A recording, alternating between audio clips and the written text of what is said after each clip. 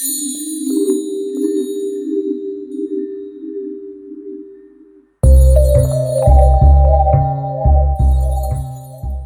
is what it is. That's a realist. And no, that's it.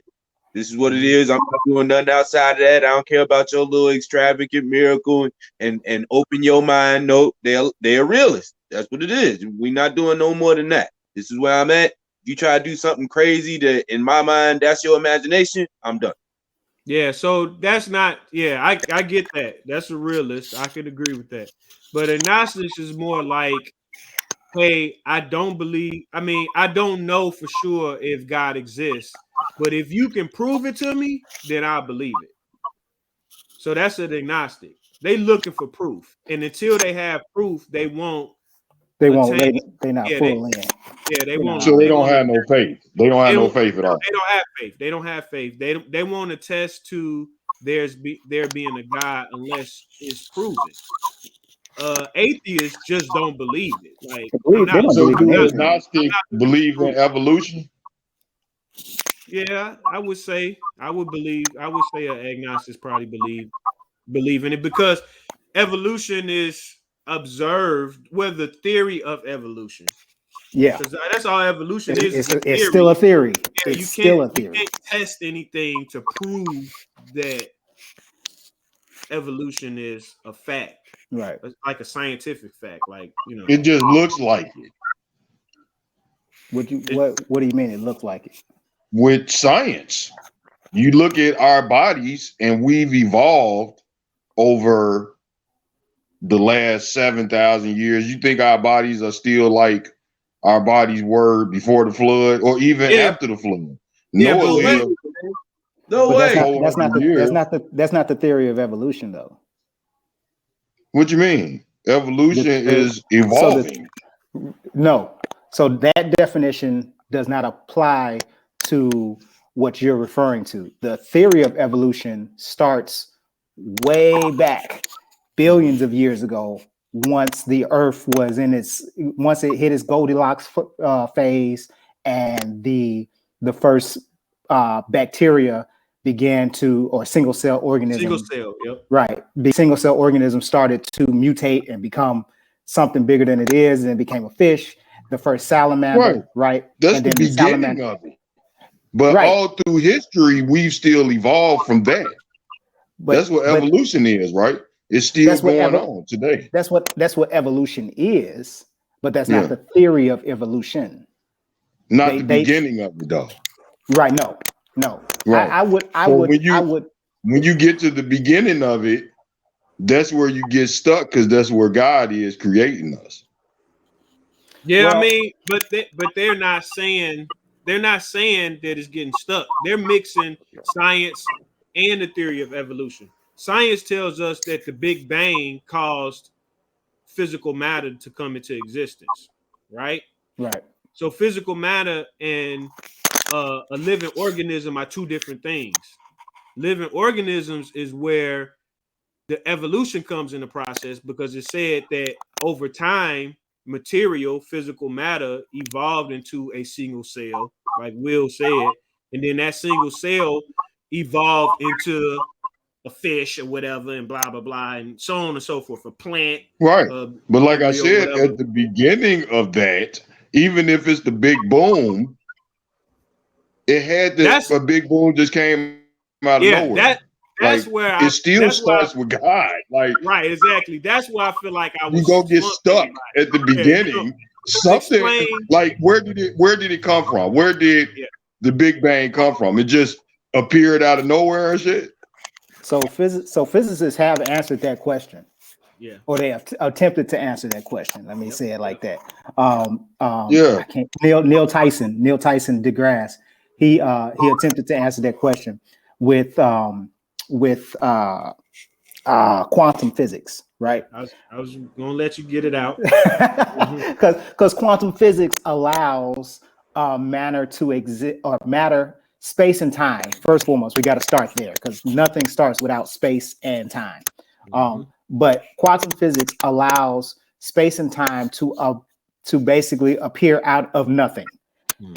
The problem is they can't this is what quantum physics studies have come to the conclusion is they can't figure out what is nothing. They can't get. I'm serious. It's They can't. God They though. can't. Like that's why Right. I said they They done can't got. get. That's why I said they get stuck. That's why evolutionists believe in evolution because they can see the beginning of it. But Right. you're gonna get stuck. Like, how did what you're believing in? Where did that come from? Well, okay, The very so beginning of it. right, but see, all it is saying like the Big Bang is just part of this reoccurring cycle. Mm. So if you study how the things in the earth are decaying, we're decaying, a star burns out, then once a star burns out, then it becomes a black hole, and the black hole end up basically just sucking everything into it, and it sucks itself into itself, and then the process starts all over again because within the black hole you got these, and I ain't no science, and I'm just saying, but you got these things that's pieces of matter that's moving. Look. Wait. Yeah, The confusion on their face. bro. Because Listen, wait. Go ahead. Okay. So you were cool until you said about the star dying and turning into a black hole, right? So Okay. what happens in space is what you would say gases from certain stars morph themselves, like begin to become matter. And as it becomes matter, that's when you begin to have the different planets forming itself together. Because a black hole is not proven to be anything else other than a black hole, even when it sucks itself in, it's no more. Right? Because what you calling them are studying it Yeah, now. they can't study a black hole because they can't get nothing in it. No, Yeah, wait. I was just watching a thing on Stephen Hawking. They've been studying black holes for like 10 to 15 years now. Now, what Stephen Hawking is saying is it's a possibility there are that before a black hole completely like goes out, because it's still considered energy. Yeah. It releases dark matter. It releases matter, but they're not sure exactly what. Mm-hmm. But not in the form, not so much so that there's enough for it to form another life form outside of that black hole. Right. It was really weird in how they were describing it, but they're like, there's not enough, but there's pieces of energy that's coming out of that black hole that you can consider it matter, but not enough that it's not continuously sucking in anything that has a gravity pull towards it as it's coming by. Yeah, that's right. I think I go think ahead. a lot of this stuff is like Marcus said, like it's hard to understand because I don't think they understand it themselves. Like we can't get up there and look at it. You know, they send the shit back, No, but like you can't touch it. I know It's not sending back pieces of stars or you know what I'm saying? Like I think that's why it's confusing to us because it's damn near confusing to them too. They know a little bit what they looking at, but like they're not sending anything back. They supposed to be trying to send some shit back from Mars, but they can only. I think it's like this. It's the same thing with how I feel when we study the Word of God or we study the understanding behind the Word of God. It's all theories. It's theories that we based off of the information that we have. You know what I'm saying? Science, they do the same thing. They take the information that they have and they base theories off of it because it's not nothing is really absolute. You know what I'm saying? But they test these things and they observe these things and they see the patterns of these things. And when they see them, that's how they base their conclusions. And Right, that's what I was about to say because with so they science you can see it. that. So my thing about it is I'm cool with them doing that, even if you get stuck at that point. So the theory behind a black hole and them trying to understand like this colliding of energy and dark matter and their contrast, gravity pulling and pulling and pushing at the same time. their theory is saying, okay, we can think this far, and they can because they're studying it. You know what I'm saying? They're trying to figure it out, and they're saying, okay, what lies on the other side of that is the next answer. Where we're saying, what lies on the other side of that? What lies on the other side of that is God. You know, because now they're like, all right, what's on the other side? If you could survive a black hole when you get to the other side, then you're in another dimension. You know what I'm saying? They're trying to play God, basically. They're trying to figure out God. They're trying to figure out what God made. We're trying to figure it out, and that's what they base. So that's all we do. That's why I look at that. I entertain what, like you said, Stephen Hawking said, or what Darwin said about evolution. I entertain it because, yeah, that's their way of taking the information that they have and trying to figure it out. That don't mean they right. You know what I'm saying? That's why it's called a theory. About something.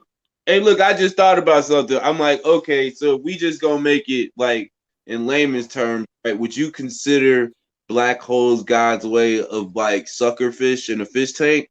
You know, the little suckerfish to make sure that they don't get too cluttered in there. They get all the algae and everything like that. Could it be possible that space could become too cluttered so he creates black holes? So black holes continue to sucker. You know what I'm saying? I'm just off the top of my head, right? You know what I'm saying? I kind of like that. I like what you saying. Logical sense, though, right? It makes sense. It can make sense, but it's the theory. It's like population control on Earth.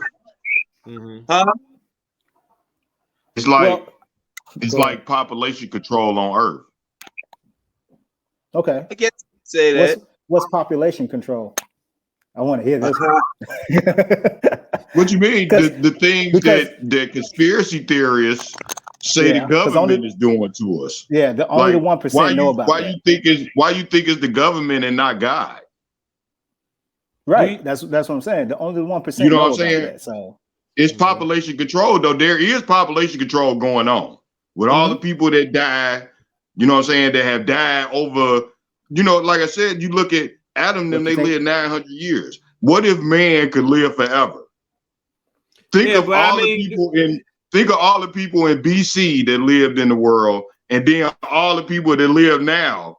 Do you know how packed the world would be, man? Like motherfuckers would be living like China and shit. Yeah. But I mean, they're not conspiracy. It's like population control, man. They're not. But it's God doing it, not the government and shit. You know what I'm saying? They're not controlling death. Now, I'm not saying that they don't cause death, but their cause of death is more so trying to eradicate a certain group of people. Like, if I want to remain supreme, my group of people, then I'm gonna make sure the best way to control it is to make sure that it's less of the opposite of me. You know what I'm saying? So they plot out to eradicate a certain group of people. I wouldn't say that's population control. I think that's just them trying to stay dominant, remain the dominant race. Yeah, I mean, I agree with that. Like, I think thinking about that. No, we all on mute to stop it from doing that what's called thing. But, I didn't know. Just to, like you said, but like I said, I think it's all God's will, like regardless what man think they doing, but God is gonna control population control. You know what I'm saying? Like we look at it, like I said, you got all these conspiracy theories, blame the government for everything. You know what I'm saying? But the government don't really control shit. Right. Well, they can't do nothing outside of God's will. You know what I'm saying? I mean, so, like, now that you bringing up the 900 years thing, and I was going to say something the last time we was talking about this. So, in the Bible text, God directly cuts man's life to 120 years old, which is of lately, if you pick around, there's a dude that stays over by Squirrel's house. He's 109. I seen that like a few months ago. There's a lot of people, older people, that are living out that 120 years in these last couple years. Making it. I agree. Yeah, you're right. These old folks have been living it out, man. These old folks have been living out this 120 years that God promised us. He stopped us at 120. That's why the years start getting shorter. Okay. He promised. What? Yeah, they dropped that Abraham. Let's talk about that real quick. Since you want to bring up the 120. When we first see that 120 is when? in scripture. Okay, you got me on that one because I'm not exactly sure exactly where. I know something happened and there was a reason why God did it. I can't remember why. Because I know Enoch is before Abraham, right? Which is where we get the 365. Yeah, Enoch, the only one in that time. He lived the shortest out of everybody before the flood, and that was 365. Yeah. Yeah, I think Willie, you got that where 120 first popped up. Biblically? Biblically. That's what I yeah. was trying to say. Was it Noah? Was that when he said it? That man went on to No, have Noah 100 years? lived. No, I think Noah Noah lived. No. I'm not saying with Noah's age, but when Oh, God first said that, Yeah, I that got that. Hold man's on. years Oh. will be 120. okay. Yeah, I don't remember when it is. Yeah, Now, but okay. it's probably Abraham because they were talking about Eber lived. I forget how 400 long something years. Eber lived. 400 something years. Yeah, so it's 460 probably something. So, damn near close to Abraham is when man started living 100 and well, something years. You know I what I'm saying? like what you had said though before about how even though God said that in man's life span was shortened for whatever reason, if it was because of sin or whatever, but how we can automatically tie in, like scientifically speaking, how not Mhm. possible because of the pollution in the air. Yeah, you see it. Yeah, Can you expound on that? just like so. You think before the flood, when God created the earth, how many trees there had to be on earth? And like I was thinking about this. I was at my mama's house and I told Marcus and my mama this first. Like you think about it, I researched and I'm looking like, damn, trees are huge for us. Trees and water are huge for humanity. Trees take in bad oxygen and put back out good oxygen for us to breathe. So as man is growing and expanding, we're cutting down trees and building cities and countries. That's less oxygen that a tree could take in to put out. So you can see the oxygen and the climate change. And with climate change, that shortens our life expectancy. Think about us. We grew up around steel mills. People that grow up around us live less than people that don't grow up around all that pollution. Think of people in China. You know what I'm saying? How polluted it is there. Like you can see it. You know what I'm saying? Even after the flood, they got off the boat, they moved, they built countries. By the time it was Abraham is what? 9 generations after the flood. By the time Abraham came and the life expectancy dropped, you can see it. Like, you know, like I said, not saying that nothing miraculous didn't happen. Yeah. But you can see it scientifically if you just look at it. Yeah, right. Yeah. So I mean, I can attest to all of that. That makes sense. And I think that's kind of like where the evolution part of it comes into it, because maybe you can only breathe in 23% oxygen, between 19.5 to 23% oxygen. If you get any more oxygen, because other things mixed in the air that we breathe. You know what I'm saying?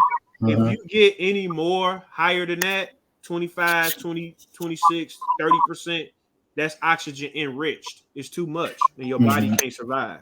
Yeah. And you'll die. So we can't even breathe in 100% oxygen. You know what I'm saying? So it's just like you were saying now, if it was more oxygen because it was more trees, but then it diminished, maybe our bodies is actually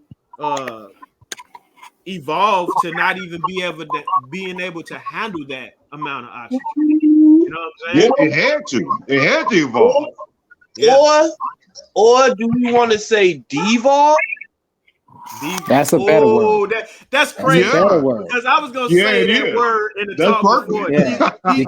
Because That's to perfect. evolve is to get better at something. Yeah. We're not getting better at breathing. We're not No, getting better we're at not breathing. getting better at Be able to living. breathe that in.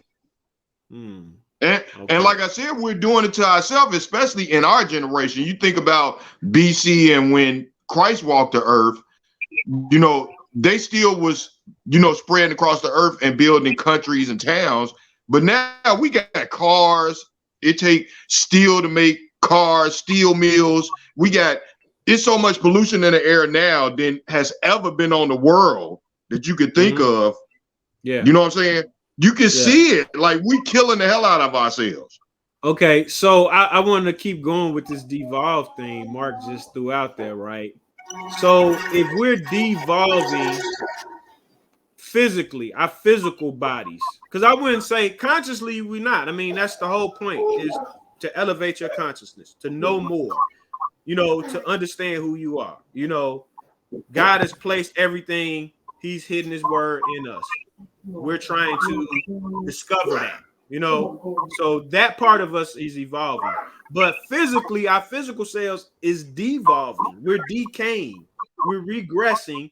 Whereas before, when we're talking about Adam and these children of Eden that was living 900 some years, their bodies were equipped, their physical bodies.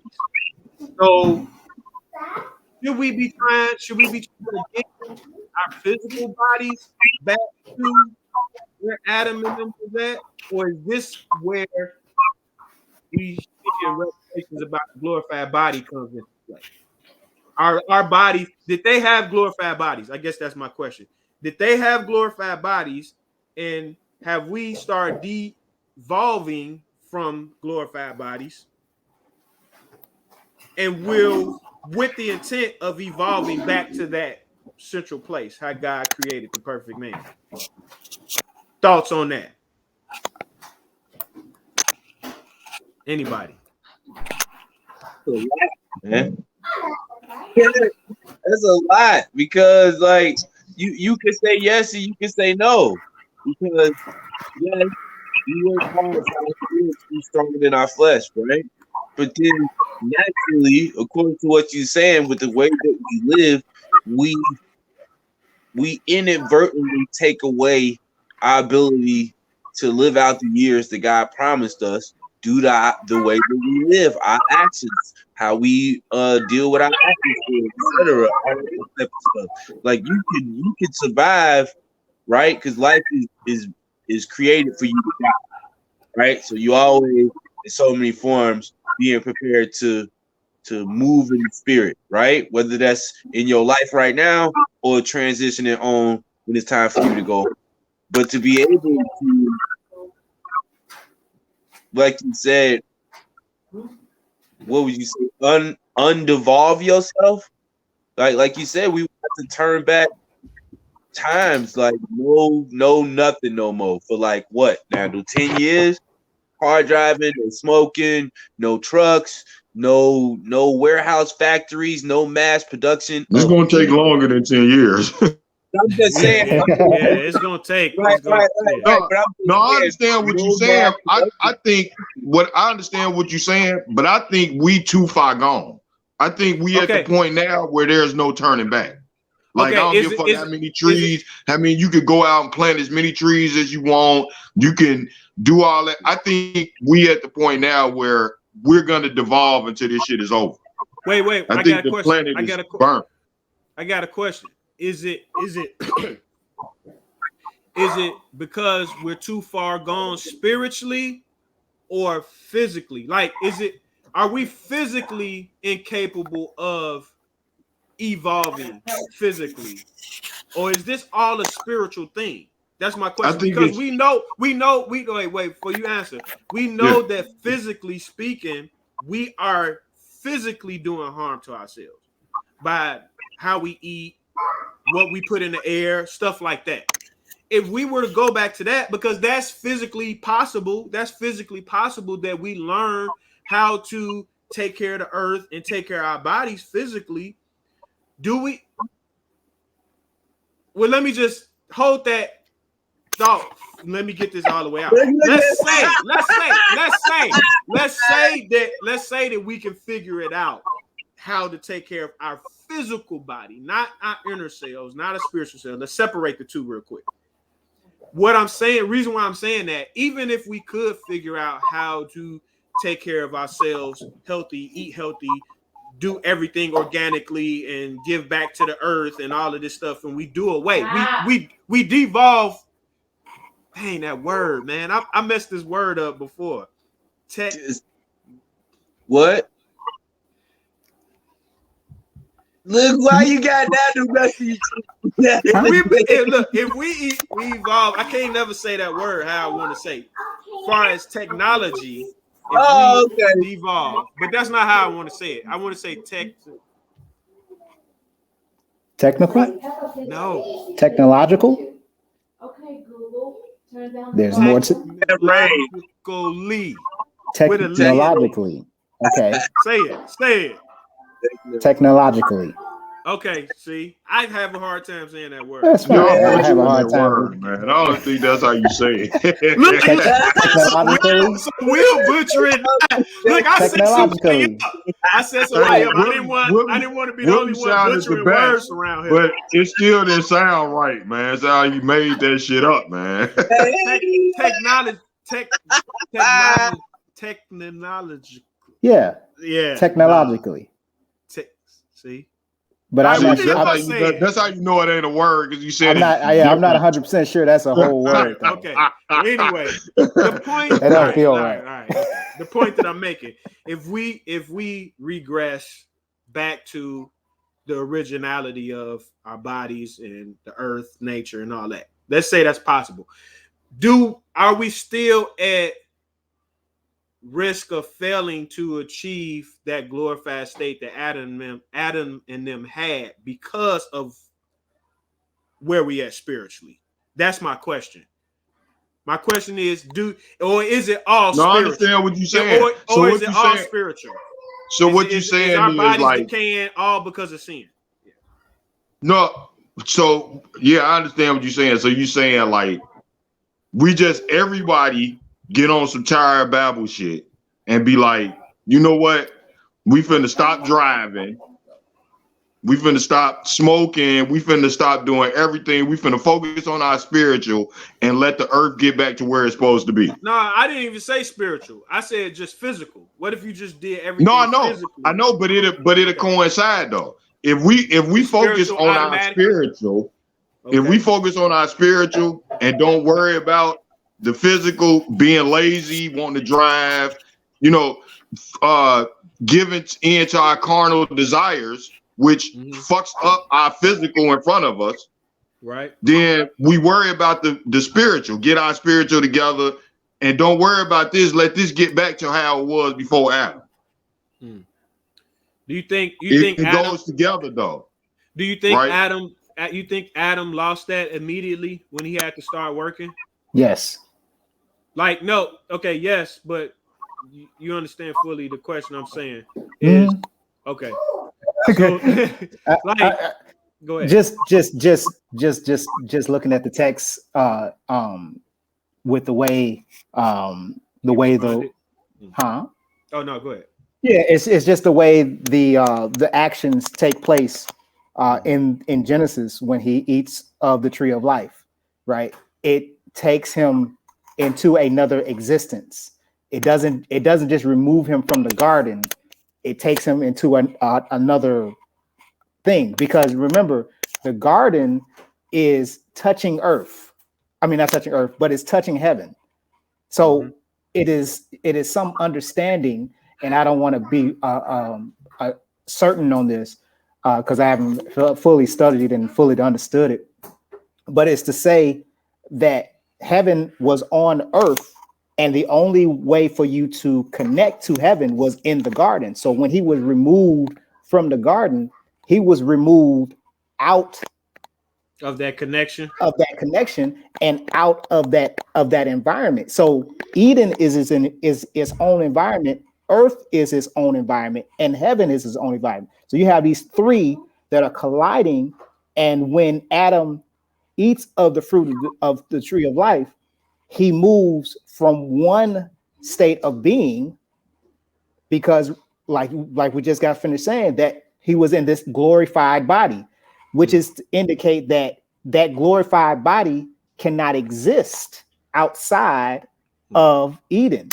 It had to be something different. So something changed. What changed? All I can say is what's in front of me is what Adam saw when he stepped out of the Garden of Eden, or when he ate that fruit. Yeah. But what was before that, we may never know. I mean, like we talked about before in the group chat, do we think that we can be in the presence of God like we are right now?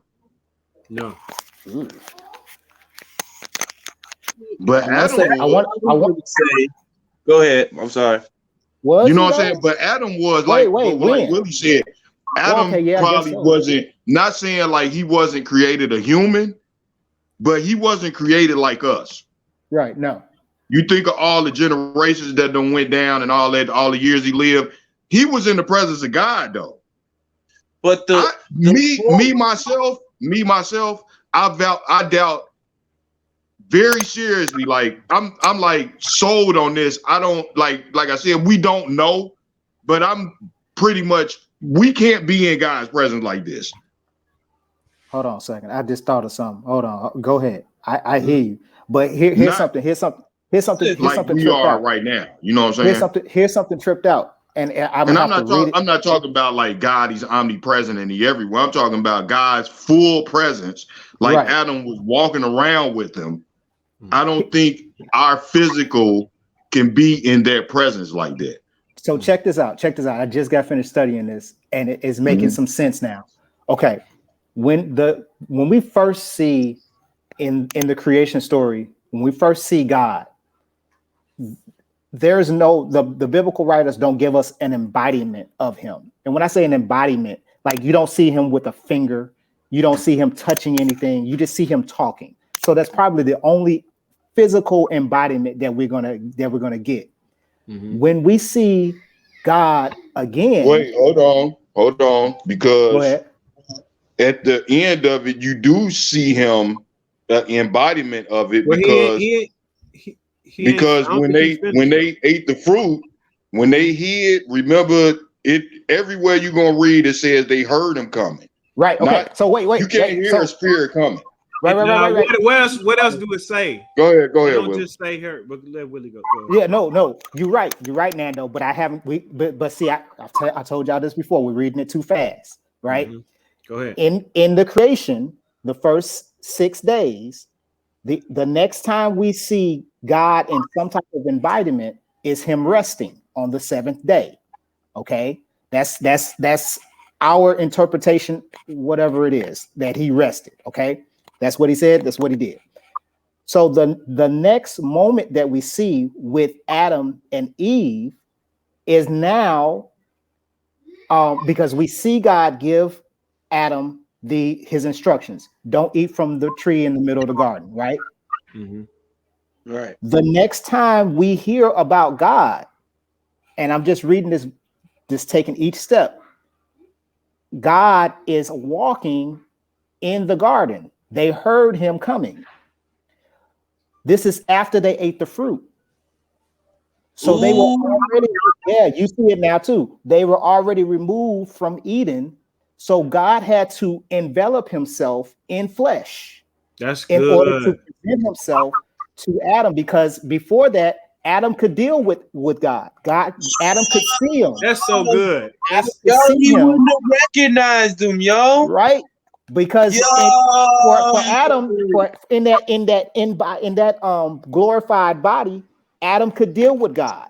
But outside of the Garden of Eden, Adam would have died if God didn't embody himself, putting on flesh so that he could be heard walking through the garden. I want to respond first. That's so dope. Wait, hold on. Let me go first, man. All right. Yeah. That's super profound. That's crazy. All right. So I just want to backtrack everything you just said, because I like to put it all together. So we got creation, man, special man, Adam, right? Yeah. Perfect in all his ways. right? He's in this, in between this place, this glue, basically. This thing that connects this physical matter that obviously, and we'll get into it later, needed some tending to. Okay. Right? And this perfect place, heaven, right? He's in this place, right? With a task. He has a task to tend to this place. This is a special place. Immediately after, and now he has this glorified body. He has this ability to see the fullness of God. Like what you were saying, Nando. Yeah. Once this infraction happens, that's what I'm gonna call it. It wasn't no time wasted.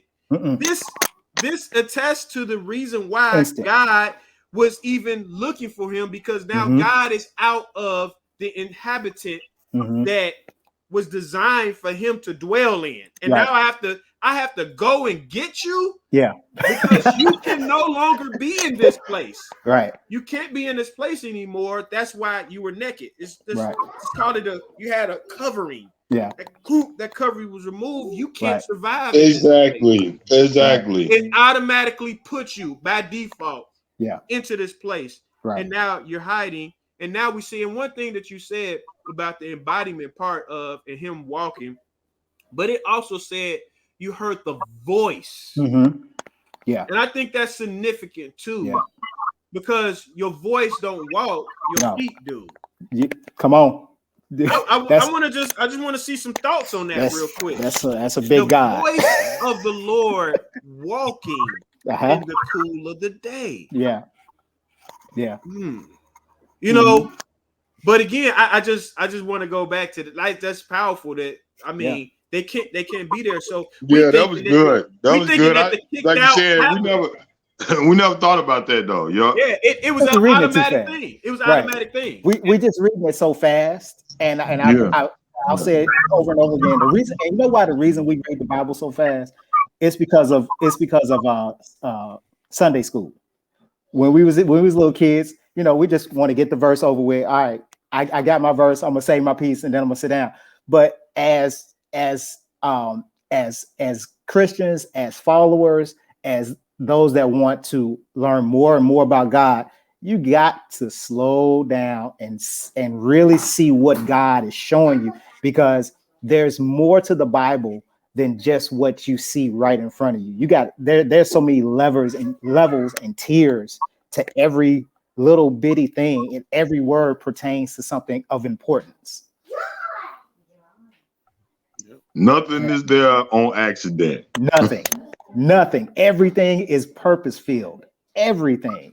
And I was just telling the wife that earlier, that nothing exists that God doesn't want to exist. If it exists, it has purpose. And did I write that in our text message about Satan? Like, do y'all realize Satan still exists after you could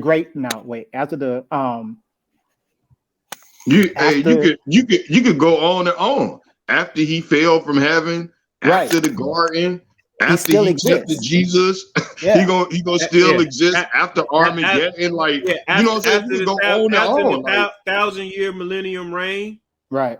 And he still exists because it's a purpose. I'm sorry, because my mind didn't backtrack. So what do we say about Moses and who, as we were talking about the other day, about those that were in his presence to the point that it's writtenly recorded that they glowed? You talking about the cleft? Say about them, because they're after. That was Enoch, not Moses. That was Enoch. They said Moses glowed too, man. Oh, he did. Moses got to see him. They had to cover his face. Yeah, so, that's right. It was Enoch and Moses. Yeah, Enoch also. But you're talking about the cleft. We actually preached a sermon, and when I say we, me and my pastor friend, I love this sermon. It's where Moses goes into the mountains, and God says to him, "You can't see my fullness of my glory, so I want you to go into the cleft of a mountain." And the cleft of a mountain is the smallest, is like a gap between where two mountains meet. And when I say the small, like this is, it would suggest that It was a pinhole that Moses looked through. Yeah, I'm sitting there And trying to think of a movie that might have happened then, but I can't think of yeah, it. it happens. It happens in just about every Exodus movie that you see, but they don't show the cleft. They just show him going up on the mountaintop and then coming back down. He all glowing and stuff. But that word cleft would indicate that it's the size of a pinhole. You know how people get that little dimple in their chin.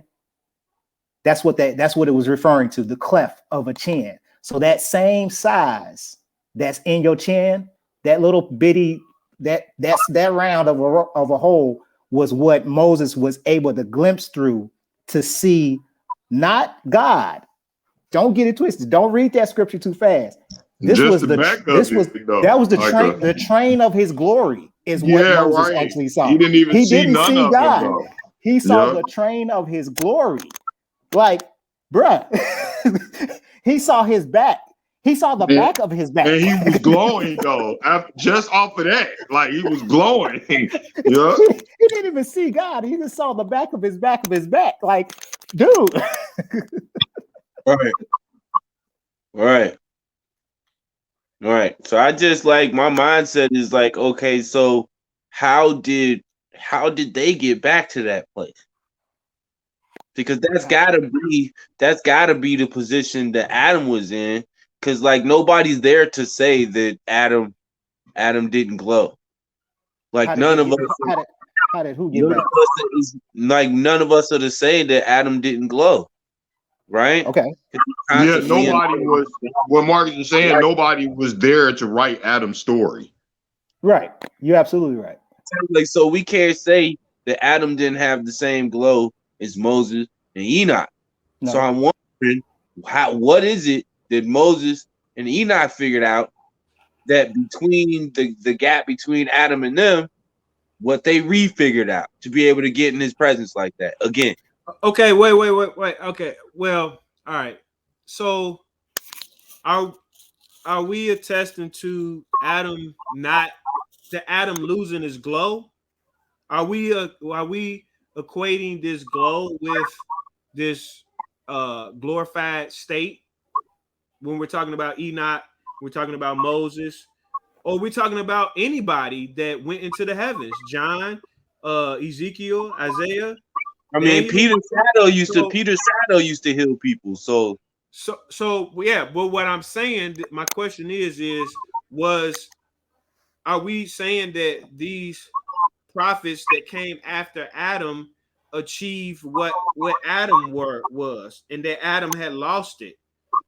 Or okay, I'm just gonna get my theory real quick before y'all can answer it. Go ahead. Are they lower similarities? Yeah. Are lower similarities to Adam? So this is my thing, and this goes back to what we was talking about the other day, and I love to hear Will's opinion on this theory, and it's really just kind of questioning the doctrine of original sin. Okay. So I believe that Adam blatantly disobeyed something that he was told and ate the fruit. Okay. Obviously, that came with a penalty. Well, I don't even want to call it a penalty. It came with a consequence. A consequence happened. A reaction happened to him doing that. To me, how I look at it is the reaction was he and Eve did not understand what evil was. They had no understanding of it. Right. Eating from this tree gave them the ability to understand it. Yes. But they didn't have the wisdom on how to understand it, because God understands good and evil too. He understands everything, but that doesn't cause his glory to diminish, because he has this understanding that this is evil and this is good. So God is wise enough to deal with the balance of the two. Right. Versus Adam not knowing, because all he ever knew, and if we jump out of the biblical text and we look at some of the lost books of the Bible, and what is it, Nando? Jubilees, that talks about them being in the garden for 7 years before the fall. Yeah, and Right now, it's either the Book of Jubilees or the Book of Jasher that says they was in the garden for 7 years and Adam can see heaven from the garden. right? Yeah, that coincides to what Will was talking about. So what I'm getting at is that that doesn't necessarily equate him not being this special human still. He still had the breath of God in him. He still had the spirit of God in him. It wasn't special. No, I didn't say you said that. I'm not trying to argue a point against what you were saying at all. No, I'm just putting things in perspective, and I'm asking a question, but this is my take on the question. And sorry, y'all know I'm long-winded when I'm just trying to ask a question. But what I'm getting at is in a theory of mine is that this is just the consequence of you now knowing what evil is. And now you have to deal with that. But you're still special. You're still unique. And that uniqueness is why everybody that followed after you is able to access my presence. Okay? That means we're no different than Moses, Enoch. Nobody is different. It's just a choice, I believe. It's just a choice. Adam wasn't worthy of being in the garden either. He was graced that. He didn't work at that. God made him for that. You know what I'm saying? He didn't do nothing to be in the garden, till in the garden. You finna to get into a very special place, but keep going. Yeah. So, but so I mean, what I'm getting at is that I don't think that Adam stopped. I think after he did that, he didn't. And then this gets into my original sin thing. If it was a sin, he didn't sin anymore. Ooh. Okay. If Noah was considered perfect, the Bible uses the word perfect. The Book of Jubilees uses the word perfect when it talks about Enoch. But Cain though, man, he had to. What? I mean, Cain that was a choice that Cain. That was a choice that Cain made. That don't mean that he got that from his daddy. And that's what we'll say is that that's what we get sin from. The original sin doctrine is that we're all sinners because of Adam. Adam's sin trickled down to us, and it continued on unto mankind because Adam bit that apple. But what I'm saying now is, hey, I'll go back on what we said the other day. Like we talked about that. Like I'm not going back on it, but I'm bringing Will into this conversation because he wasn't in the conversation or Nandu. So we can go into that, but go ahead. Now we talked about him when he was on here. When Nandu was on here, Willie wasn't on here though. Yeah. So this is what I've been thinking about this all day, and it's crazy. Like we talking about this, and it walks right into the question I had. Like, you know what I'm saying? I was thinking like, all right, I'm gonna ask this question on here, but I didn't know how I was gonna segue to it or get to it or whatever. But like this guy all the way. So why do we think that what we think is curses? Does the Bible say that any of them are curses? The Adam and Eve having, like what we just talked about, what Willie just said, like everything in there has meaning, everything has a purpose, right? Why do we think why do we think, this is the question, I'm just gonna ask the question, then we could go off of it. Why do we think it's curses and not prophecy? God telling Adam them that they gonna have to work. Okay, go ahead. Or what did what was the whole thing that Noah said to Canaan? Because he didn't just say about Canaan, he talked about Shem and Japheth. Nah, he used the word curse though. He said curse be Canaan, your son, because of what he used the word curse. He still prophesied in it though. Yeah, I mean that's true, but he used the word curse versus God using the word curse when it came to Eve and Adam. He never used the word curse. He cursed something. He cursed the serpent and he cursed the ground for the sake of Adam, but he did not curse Adam. He didn't put a curse on Adam. He didn't put a curse on Eve. And I say this all the time about Eve, about he's saying that I will greatly multiply your sorrows, is she didn't know what sorrow was prior to. Right. She didn't know what pain is. So this is the consequences of you. Now you're going to experience it. And I'm just forewarning you prophetically, like Nando said. Go ahead. Go back. You was reading too fast. All right, I went too fast. Go back. Yeah, go back. He multiplied her sorrow. Mm-hmm. Why would he need to multiply her sorrow? What was she having? Yo, okay, wait. Yeah, wait. Okay, yeah, but that's good. I did read it too fast. I read it too fast. I'm first, man. I'm first. But let me defend myself. I'm first, dog. Okay, so Will don't know this. I'm gonna mute my mic because it's the only way I ain't gonna say nothing.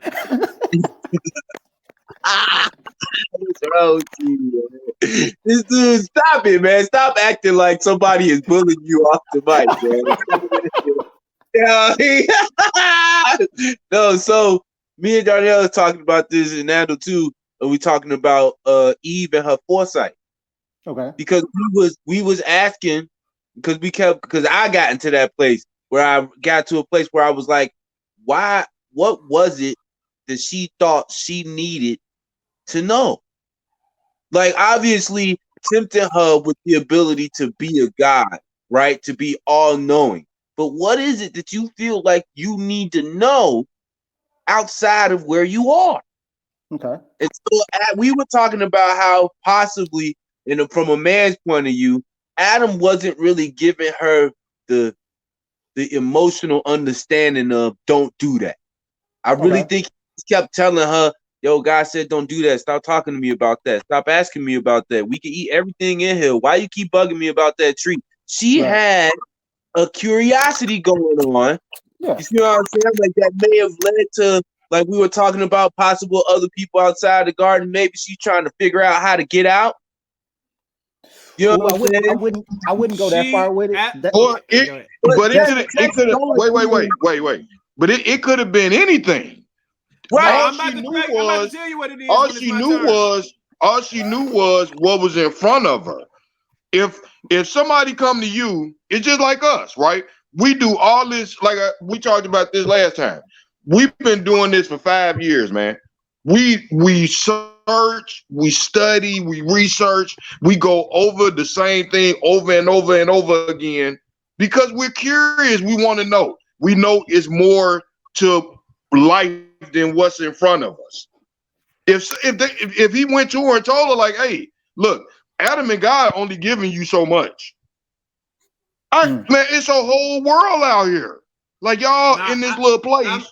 I'm gonna tell you. It's a whole damn world out here. I'm gonna tell you what it is. And you know what I'm saying? I thought you was gonna say it. You said, what was she looking for? What does a woman do that a man can't do? Give birth. Yes. And I mean, it's coming to me now because we were saying this the other day now when we was talking, and I was just like, dang, why hadn't Eve, if Jubilee said that they was in the garden for 7 years, why hadn't they had no kids yet? Right? And back to what Will was saying about reading this slow, it said, I will greatly multiply. So if it multiply, it was already a number of sorrows there. Right. And the multiplying it would be when you have, because she's at this point, she's feeling pain because she's feeling something. She's feeling something. They're feeling all the effects. So they might have, since they naked, they ain't got no shoes on. They might have stepped on a rock. Ow, that hurt before I could run around with no shoes on. So him saying I'm greatly, meaning that something is going to happen. And he said it was because of childbirth. He said when you conceive. Yeah. So back to what Marcus was saying about what was missing that would cause her. I know there's something more to me. I know I have a purpose. This Eve. I'm thinking like Eve. My body was created a certain type of way. I've been in this garden for 7 years, and it's a curiosity, is to give birth. Notice, and go ahead. Like you said, she's sitting there watching Adam carrying out his task. And like, what about me? Exactly. So she's like, what about me? So now let's tie in. our other theories that we was talking about, and I think this to kind of bring Willie kind of full circle, but he know we talk about this in the chat, so he know where I stand on this. If we take that Genesis 1:26, God created, let us make man in our own image and likeness. He didn't say that with Adam.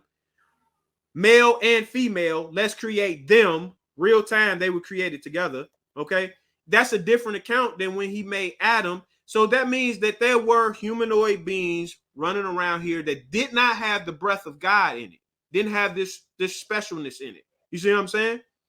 But remember what he told them though in Genesis 1:26. The same thing that he told the birds, same thing that he told the fish. He said, "Be fruitful and multiply." But he didn't tell that to Eve.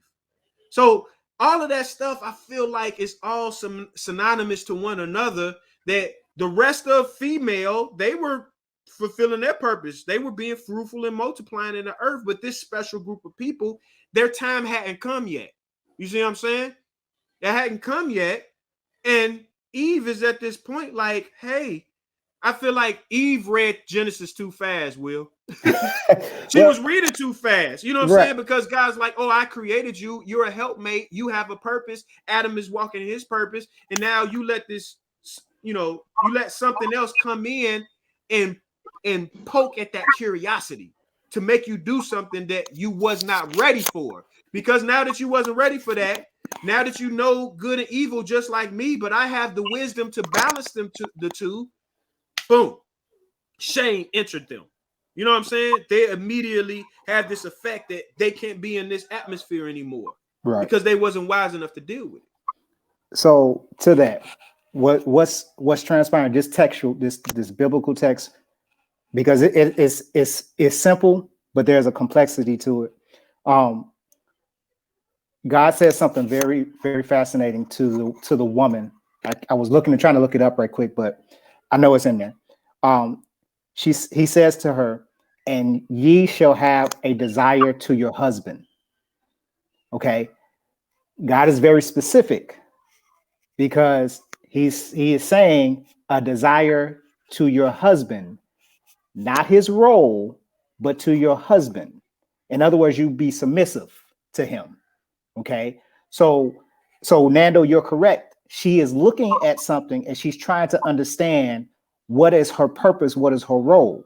Now, there's a duality word, no, not duality. There's two words here that we often look at and we put them together for some odd reason, but we shouldn't. Fruitful and multiply. Those are two separate things. They are not, it is not a redundancy. It is not just the biblical way of saying the same thing over again. No, those are two different things. To be fruitful is to produce. That means from fruit. A tree produces fruit, correct? But a tree does not multiply. Two trees multiply. So the concept of multiplying is not a physical thing. It's a mental thing. That's and deep. Here's the deep part. My son is the seed from me through my wife. In other words, I can't have him if I don't union with her. That's dope. But he does not carry on my thought process if I don't impart it into him. Because check this out. If I never teach him anything, then I don't multiply my knowledge. That's good, man. I don't pass on my, he just a human child without his father's knowledge. But to multiply means I will take what I have learned in this life and impart it on you, son. And now, guess what? He's going to impart it on his child. That's good. And that's multiplication. And guess where I got it all from? I got all of that from my father, his father, and the father before that. And guess where they got it from? Adam. You see? So all of this fruitful and multiply is good, but and we're doing exactly what that is. But what Eve, because I'm going back now, because Eve is looking at this, she's like, okay, I'm the fruitful part, but I have a desire to multiply. I want my ideas to be heard too. This is good. That's why God says your sorrow, because you had a desire to multiply your ideas. You wanted something that I gave to Adam. What you failed to realize is that if I took you from Adam, you already had it. Eve didn't understand that knowledge, that she already had the knowledge of that man. I don't know if she just didn't search for it. The Bible doesn't really give me a clear understanding in that. But the understanding is that she didn't know how powerful she really was. And all she wanted to do was the desire to be her husband. She wanted to be in his role. She wanted to multiply her knowledge into the next generation. When she failed to realize, if you are birthing that child, then the union the collective union will multiply. And that's where you get this moment of weakness. Because the devil is basically, the serpent is telling her that, like, shoot, you can learn this on your own. You ain't got to learn this from him. You ain't got to learn. Which is kind of true. She is learning it on her own, but it's the hard way. Yeah, that's what I said. Like, you told her, like, God, and that's what I said earlier. Like, he told her, like, God and Adam not giving you everything. It's a whole world out here. Yeah. You know what I'm saying? He didn't lie to her. No, yeah, he didn't give her the full. Well, what was the lie? I mean, but No, the lie is, where did he lie at, though? He didn't lie to her. Not true. He didn't lie to her. He told her the truth. In all fairness, you're right. Remember the word we used, bro? It said he beguiled her. He charmed her. The big difference. Right. He didn't lie to her. He just made what she shouldn't do sound really.